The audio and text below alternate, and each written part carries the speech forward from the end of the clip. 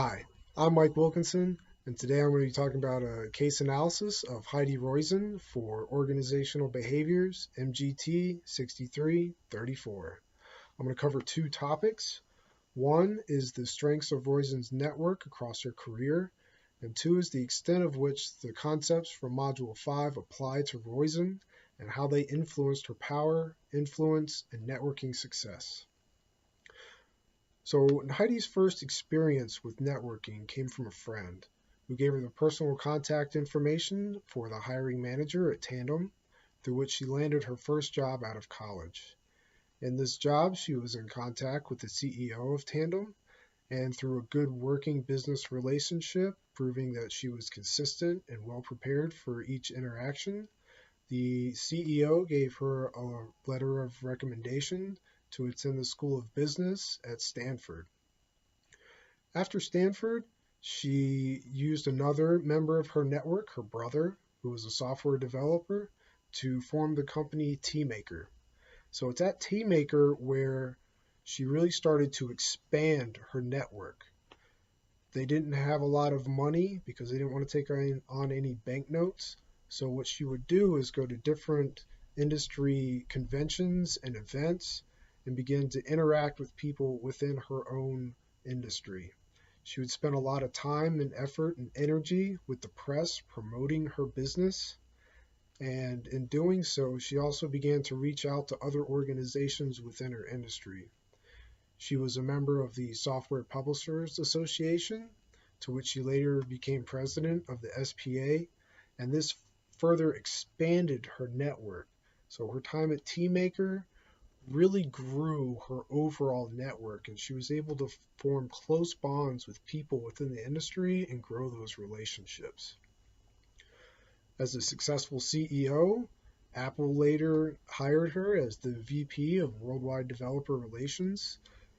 This was good because Heidi had a vast network of people within the industry, and at the time, Apple's perceptions weren't that great. They were losing a lot of money. They went from a $4 billion company to a $3 billion company. And as the Worldwide Developer Relationships Vice President, it was her job to leverage her network with CEOs of different software companies so they wouldn't lose support for Apple through the hard times. But since Heidi is such a giver, she really put forth a lot of effort, and Apple saw this and began piling on more and more work, which started to make her burn out. So she pioneered a new position as a mentor capitalist, leaving Apple, and this is where she was beginning to use her network and went to the next stage of networking as a network broker. She was able to connect different groups of people, different clusters of her network as a broker to make them interact to form mutually beneficial interactions and new businesses. While she was a mentor capitalist, she felt that she wasn't really having enough stake in the company, so she began to work for SoftBanks, which is a venture capitalist firm, to where she could still use her power and influence as a network broker and a super connector to connect different clusters of her network and really bring them together to grow new and upcoming upstart companies. So these are some of the strengths of her network success across her career. Next, I'm going to talk about the concepts from Module 5 and how they apply to her about her power, her influence, and her networking success. One of the biggest reasons Heidi was so successful is because she's a giver. She spends a lot of time and effort in each interaction. She provides great feedback. One of the issues she's facing at SoftBanks is that she initially wanted to invest 30% of her time. But because she felt a need to give so much feedback to everybody that submitted a proposal, she was putting together hours of feedback in an email just because she was so much of a giver. She was really caring about people's time within her own network.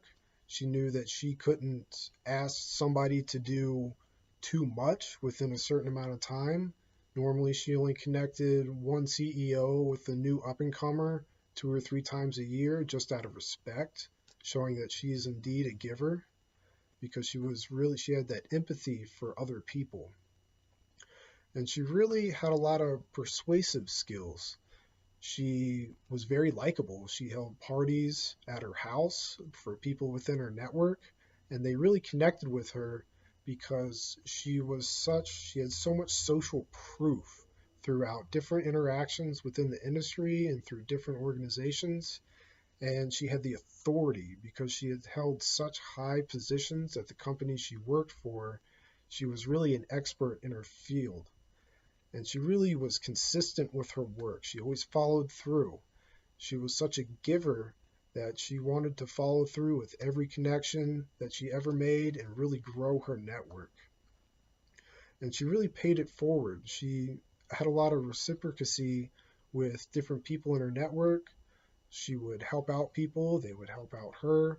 And this was one of her biggest assets was her network. As a mentor capitalist and as a venture capitalist, her network was her business. And through her hard work and determination and her personality skills, she was one of the most successful people in the industry. So thank you for watching my video. I hope you found it enjoyable, and you have a good day.